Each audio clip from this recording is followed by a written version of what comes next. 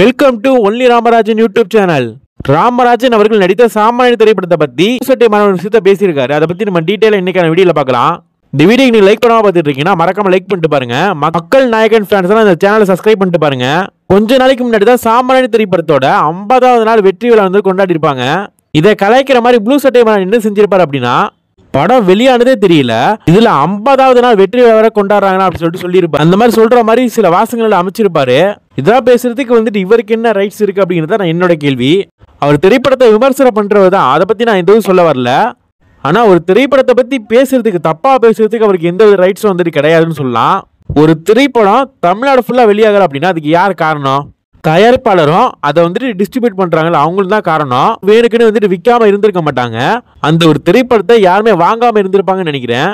இதை பத்தி ராமராஜன் அவர்கிட்ட கேட்கும் போது இந்த திரைப்படத்துக்கு சரியான விளம்பரம் இல்லைன்னு சொல்லியிருப்பாரு.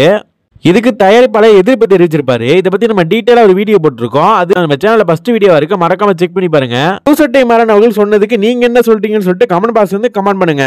இனி ஒரு புதிய வீடியோவில் உங்களை சந்திக்கிறேன். தேங்க்ஸ் ஃபார் வாட்சிங்.